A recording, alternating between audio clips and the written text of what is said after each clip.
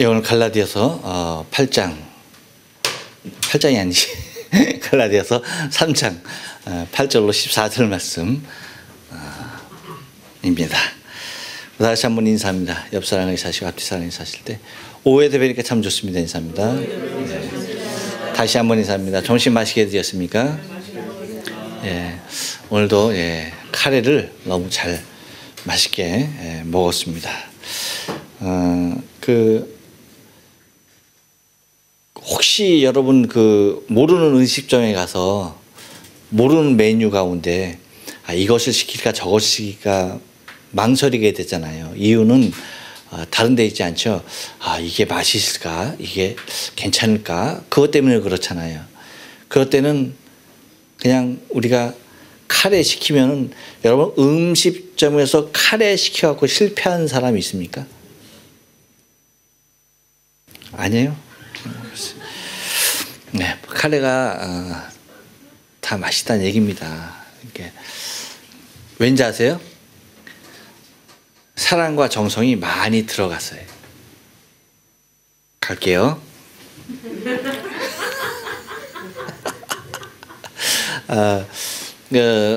여러분 성경에서 가장 물론 이제 많은 인물들이 나오는데 그래도 가장 위대하고 그래도 가장 선망의 대상이 되는 인물을 한번 여러분 나열해 보시겠어요? 여러분의 마음엔 누가 제일 좋습니까? 요셉. 요셉. 요셉. 네. 또 다윗이요. 그래요. 또 누구? 엘리야. 엘리야. 예. 또 없어요? 땡이라. 많은 인물들이 있지만 에녹과 같이 하나님과 동행했던, 그래서 죽음을 보지 아니하고 하늘로 올라간 사람도 있고, 이 땅에서 죽음을 맛본 사람, 모든 사람들 중에 그래도 하나님께서 정말 내 마음에 합한 자라라고 칭해 주었던 사람이 우리가 다윗인 것을 보죠. 다윗이 사실은 굉장히 대단한 사람입니다. 오전에도 잠깐 여러분에게 말씀을 드렸지만 사실 그 중심에 누가 있었습니까? 하나님이 주권자로 늘 계셨었어요. 그러니까 하나님을 향하여, 하나님의 군대를 향하여 모욕하는 자를 향하여서 결코 용서하고 참을 수 없었던, 그렇게 하나님이 주인으로 있다 보니까 정말 하나님의 의가, 정의가 불타는 생명이었던 것을 바라보게 됩니다. 그런데 하나님의 마음에 합한 자 된 다윗까지도 사실은 하나님 앞에 범죄함의 일들이 성경에 기록되어져 있어요. 다윗뿐만 아니라 성경에 기록되어져 있는 많은 죄의 모습을 보면 어떻게 사람으로서 이런 죄를 지을 수 있을까 할 정도로 끔찍하고, 그러니까 흉악할 정도로 끔찍하고, 또 정말 말하기조차도 어려운 그러한 여러 가지 죄의 모습들이 있습니다. 왜 성경에서 그러한 흉악한 죄의 모습들이 걸러지지 아니하고 그대로 다 드러나 있는가 하는 거죠. 그렇죠? 사실 조금 이렇게 빼내어도 될 그러한 일들을 하나도 거르지 아니하고 모든 죄악 사실 그대로의 모습을 다 기술해 놓는 그러한 일들을 보게 됩니다. 그런데 그렇게 많은 죄들이 있는데 그것이 죄가 되기까지는 그냥 죄가 된 것이 아니죠. 여러분, 우리가 누군가의 물건을 훔쳤어요. 이거 죄예요, 죄가 아니에요? 죄예요, 죄 아니에요? 죄예요. 죄예요? 왜 죄입니까? 왜 죄예요? 남의 거 훔쳤으니까? 왜 죄예요? 네. 그것은 네. 이게 훔쳐서 죄가 되는, 그쵸? 그래서가, 이거 훔쳐도 죄가 안 되는 나라가 있을 수 있어요. 왜냐하면 이게 죄가 되는 이유는 죄로 정해 놨기 때문에 죄가 되는 거예요. 곧 법률이 있는 거예요. 이런 것들을, 누군가의 물건을 훔치면 그것은 죄다라고 하는 법령이 선포되어져 있는 거예요. 그렇기 때문에 죄가 되는 거예요. 그래서 여러분, 신종 사기단, 그리고 신종 무슨 범죄 같은 것이, 이것이 분명히 잘못된 거야. 그럼에도 불구하고 그 사람들을 법으로 구속할 근거가 없는 일들이 많아요. 그래서 국회에서 거기에 대한 조례들을 만들어서 법령을 통과시켜요. 그래서 그 법을 만들어서 이것은 이제 죄다 해서 거기에 적용을 하게 돼 있는 거예요. 그래서 법이 만들어지기 전에, 그러한 법이 만들어지기 전에는, 만약에 남의 것을 훔친 것이 죄라고 하기 전에는, 이거 훔치면 죄예요, 죄 아니에요? 죄 아니에요. 죄가 안 되는 거예요. 이것이 죄가 되는 것은 법이 만들어져 있기 때문이에요. 훔치면 죄다라고 하는 법이 만들어져 있기 때문에 그것이 죄인 거예요.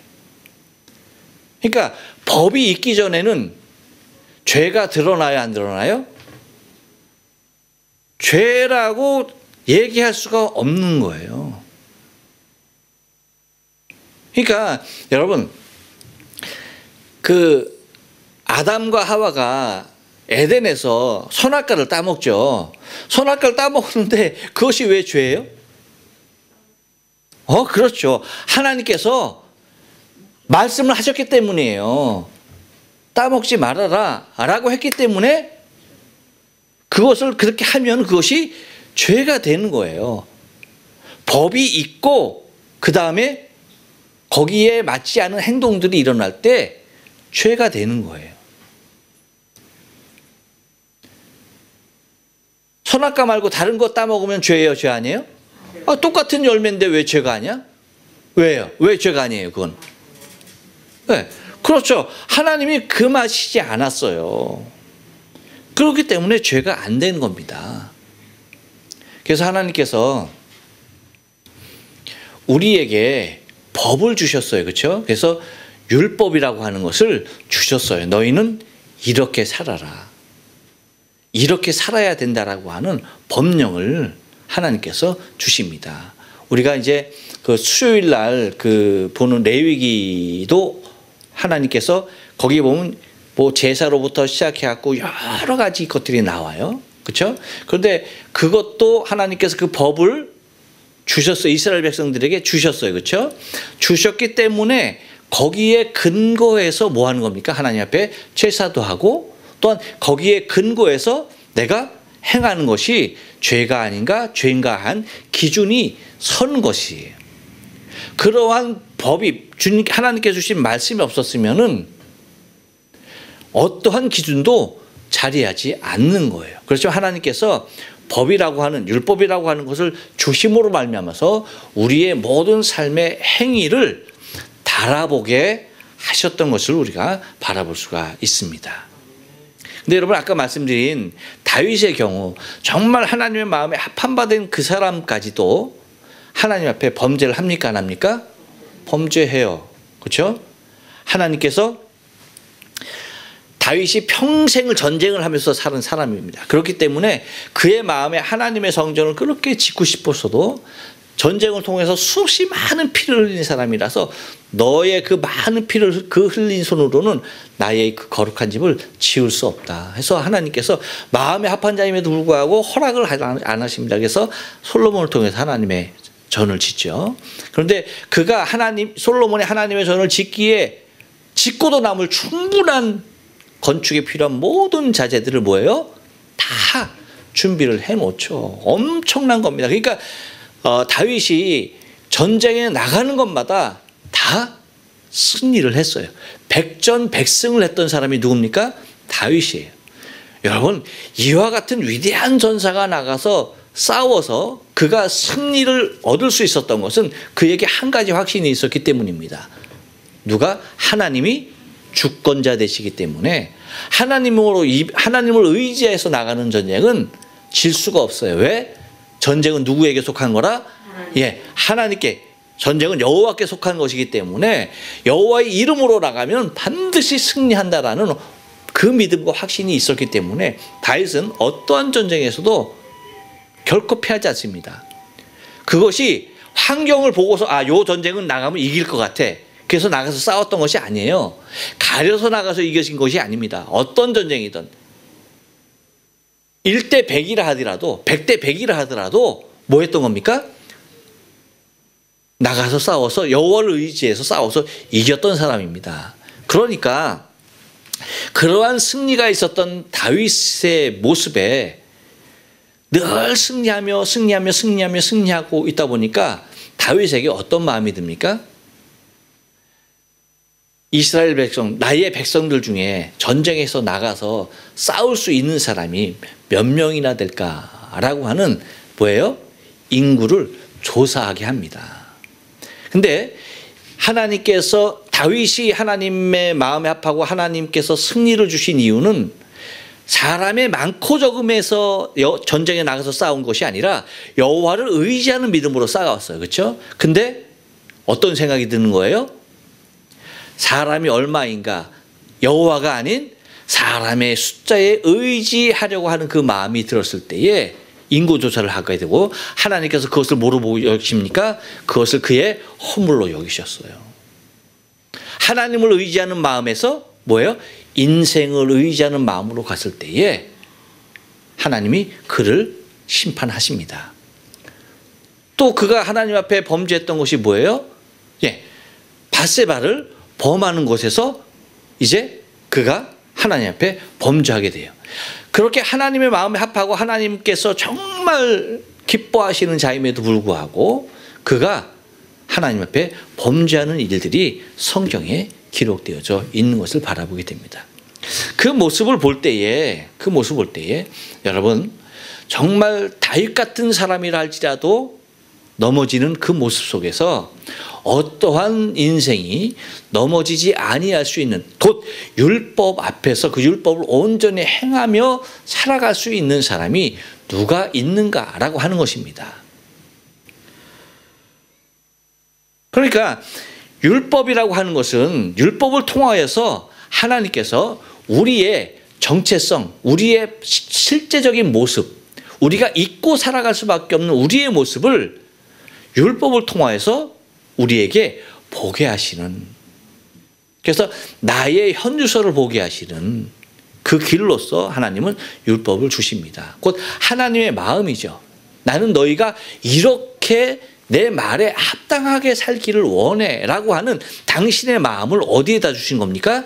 율법이라고 하는 법을 하나님께서 이스라엘 백성들에게 주신 겁니다. 만약에 그들을 사랑하는 마음이 없었으면 그러한 하나님의 마음이 담긴 법을 주실 리가 있습니까? 없습니까? 없죠. 너희 마음대로 살아. 그럼 끝나는 거예요. 그렇죠? 법이 여러분 누구에게 주어졌어요? 이스라엘 백성, 하나님의 백성들에게 주어진 거예요. 세상 사람들에게 주어졌어요? 아니에요. 세상 이방인들에게 주어지지 않았었어요. 이 율법은 누구에게 주어진 겁니까? 하나님의 백성들에게 주어진 거예요. 왜? 너희는 나의 마음, 바로 이 법대로 이 법이 내 마음인데 나의 모습인데 이대로 살아 하면서 뭐예요? 이 법을 우리를 사랑하시기 때문에 그 율법을 주신 거란 말이죠. 근데 문제는 뭐예요? 인생이 범죄한 인생이 하나님의 마음에 100% 합당하게 살아갈 수 있었느냐라고 하는 거죠. 그게 안 되는 거잖아요. 그래서 하나님께서 주신 마음을 통해서 무엇을 보는 겁니까? 다시 하나님의 마음을 보게 하시는 거예요. 나의 연약함을 통해서. 율법을 통해서 나의 연약함을 보고 나는 하나님께서 그렇게 사랑함에도 불구하고 거기에 미칠 수 없는 존재이구나 하는 것을 절실하게 깨닫게 하는 겁니다. 그것이 하나님께서 우리에게 율법을 주신 하나님 당신의 사랑이에요. 그래서 그 율법을 통해서 나 자신에게 필요한 구원에 필요한 메시아를 보내주실 것을 소망하며 살아가게 되는 겁니다. 구원자를 보내주실 것을 소망하며 살아가게 되는 것이죠.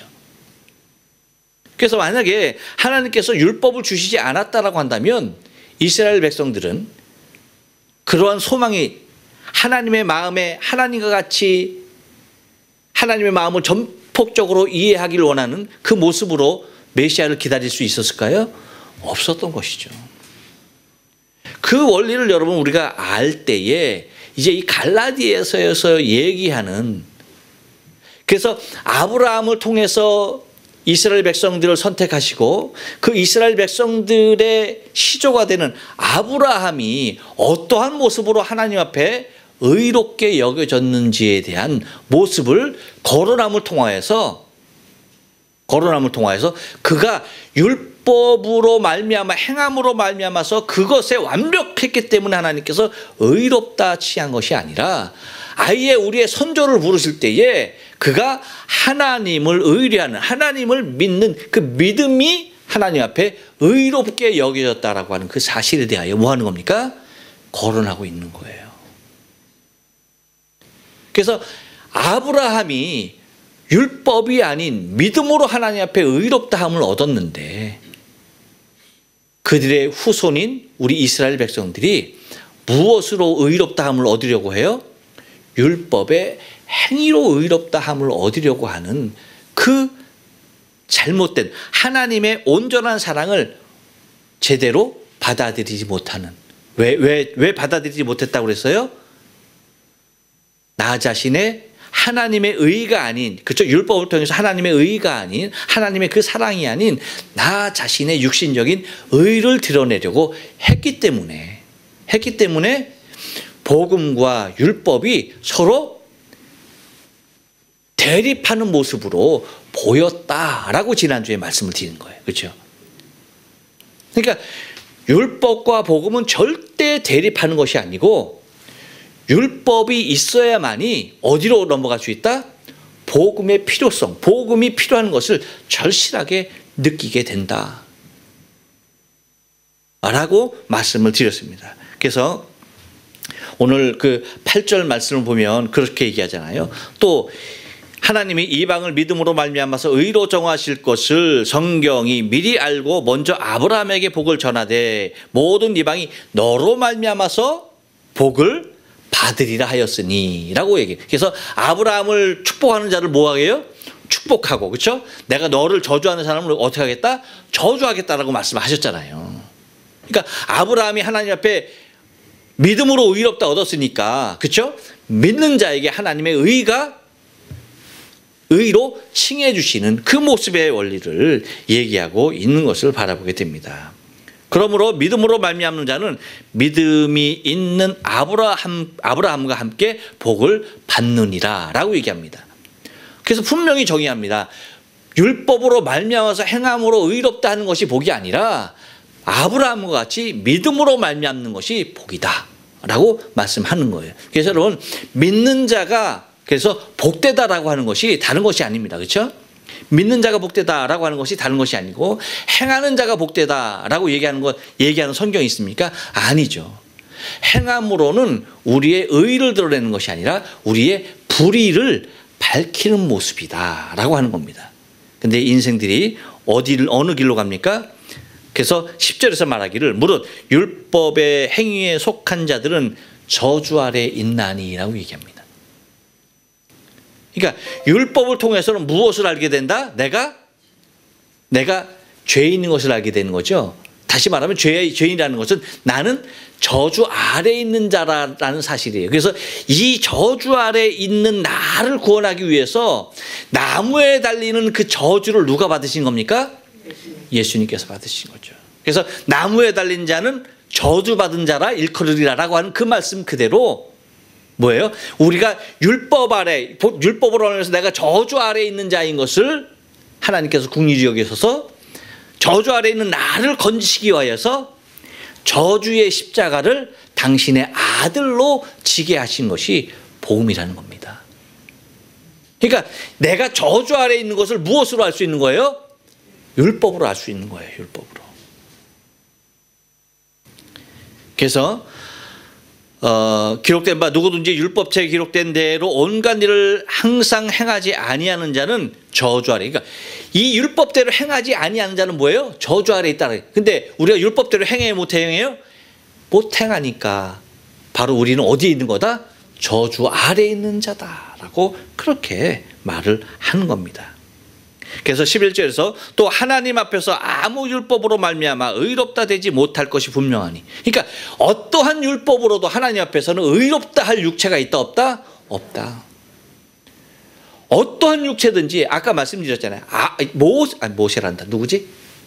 다윗과 같은 사람이라 할지라도, 정말 하나님 마음에 합한 사람이라 할지라도 범죄함의 자리에 이르는데 율법에 온전히 다가가지 못하는데 누가 과연 율법 앞에 옳은 자로서 100% 옳은 자로서 설 수 있겠는가라고 하는 것입니다. 그래서 그렇다고 한다면 의인은 율법으로 말미암아서 나타나는 것이 아니라, 그래서 얘기하는 것이 뭐예요? 이는 의인이 믿음으로 살리라 하였습니다 라고 얘기하는 겁니다. 율법으로 되는 것이 아니라 무엇으로 된다? 그래서 의롭게 되지 못할 것이 분명하니 이는 의인이 믿음으로 살리라 하였습니다 라고 기록을 하고 있는 것입니다. 그래서 율법은 믿음에서 난 것이 아니니 이를 행하는 자는 그 가운데서 살리라 하였다라고 하면서 그리스도께서 우리를 위하여 저주를 받은 바 돼서 아까 말씀드린 율법의 저주에서 우리를 속량하셨으니, 뭐예요? 우리가 지키지 못하는 그 율법에서 우리를 뭐였대요? 건지셨다라고 얘기하는 겁니다. 그래서 나무에 달린 자마다 저주 아래 있는 자라라고 하시는 그 내가 갖고 있는 그 모든 저주의 제 몫을 나무에 당신이 친히 달림으로 말미암아서 내 모든 저주를 뭐 하신 거예요? 담당하신 분이 예수 그리스도다라고 얘기하는 겁니다. 그래서 이는 그리스도 예수 안에서 아브라함의 복이 이방인에게 미치게 하고, 은혜죠. 그렇죠? 그래서 은혜입니다. 아브라함이 받은 그 믿음의 복이 누구에게도 이르게 한다? 이방인에게. 그래서 누구에게까지 복음이 증거된 거예요? 그렇죠. 나 자신에게까지 복음이 증거된 거예요. 철저하게 외인되었던 나에게. 내가 저주 아래 있는지 없는지조차도 몰랐던 나에게. 그렇죠? 여러분, 내가 저주 아래 있는 사람이다라는 것을 아는 사람이 구원되기를 원하겠어요? 그런 것도 모르는 사람이 구원되기를 원하겠어요? 누굽니까? 누가 구원되기를 원하겠어요? 그렇죠. 저주 아래에 있는 인생인 것을 아는 사람이 거기서 벗어나려고 애를 쓰지, 자기가 그 아래에 있는지 밖에 있는지 그것도 모르는 사람이 우리가 그랬어요. 우리가 이방인인 우리가 무엇이 없었기 때문에? 율법조차도 없었기 때문에, 율법이 없었기 때문에 내가 저주 아래에 있는지 저주 밖에 있는지 그 자체를 우리는 분간하지 못했던 사람인데, 예수께서 그 모든 우리의 저주를 다 구속하심으로 말미암아서 우리에게 구원의 은혜를 베푸셨다는 것은 여러분 이루 말할 수 없는 감격적인 모습이 아니라는 것이죠. 감격적이 아닐 수가 없다는 것이죠. 그래서 또 우리로 하여금 믿음으로 말미암아 성령의 약속을 받게 하려 함이니라 라고 얘기합니다. 그래서 여러분, 우리가 우리의 신앙의 삶 가운데서 항상 경계해야 할 것은, 계속해서 여러분 몇 주 강조하는 것은 뭐냐면 다른 것 아닙니다. 결코 어떠한 모습으로든지 내 의의가 나타나서는 안 되는 거예요. 어떠한 행위든지 어떠한 모습으로든지 나 자신의 의의를 드러내려 할 때에 복음과 율법은 대립적인 관계로 표현되게 돼 있어요. 그래서 갈라디아 교인들에게 바울이 그렇게 안타까운 마음으로 얘기하는 것은 그 모습으로 율법으로 말미암아서 자신의 의의를 내세웠던 이 유대인들이 내가 율법 아래서 저주 아래 있는지 아닌지도 몰랐던 이방인들이 복음으로 내가 믿음으로 구원 얻었다라고 기뻐하는 그들에게 너 할례 행해야 돼, 율법 지켜야 돼 라고 하는 거야. 그러니까 헷갈려요, 안 헷갈려요? 헷갈리지. 왜? 율법에 대해, 이방인들은 율법에 대해서 알아, 몰라? 몰라. 모르는 것에 걷다 들이대니까 어떻게 되고, 아, 그래야 되나 보다라고 생각하죠. 그래서 그것을 행해야 되나 보다라고 생각하게 되는 거지. 그래서 다시 뭐예요? 그리스도의 은혜로, 그렇죠? 그 피로서 구속받은 우리가 다시 어디로 돌아가게 하느냐? 율법으로 돌아가게 하느냐라고 그렇게 책망했던 내용이 이 갈라디아서의 이 오늘 나오는 내용인 것을 여러분 바라볼 수 있습니다. 그렇기 때문에 우리의 신앙의 삶 가운데 나 자신의 의가 드러내려고 하는, 의가 드러날 수 있는 그런 것들이 있다면 우리는 하나님 앞에 모든 것을 내려놔야 돼요. 나를 붙잡아 주옵소서, 나를 겸손케 하옵소서, 나를 위로하시고 오직 하나님의 의만이 드러나게 하옵소서. 이 모습의 것들이 여러분 우리에게 계속적으로 나와야 돼요. 근데 사단이 우리에게서 다른 것을 훔쳐가는 것이 아니라 무엇을 훔쳐가는 거예요? 하나님의 의를 훔쳐가는 거야. 예수 그리스도의 의를 훔쳐가는 거야. 그리고 누구의 의를 남게 해요? 나 자신의 의를 드러내게 해요. 요걸 여러분 사단이 공략하는 방법을 절대 잊어서는 안 되고, 내가 시험에 드는 거의 90% 이상의 시험은 다 뭐예요? 자기 의예요. 나 자신의 의예요. 그것으로 시험에 오는 것들이 얼마나 많은지 몰라요. 그렇기 때문에 여러분, 우리가 주님과도 같이 겸손한 모습으로 주님 닮아가는 모습만 있어도요, 우리는 절대 사단에 속지 않을 수가 있어요.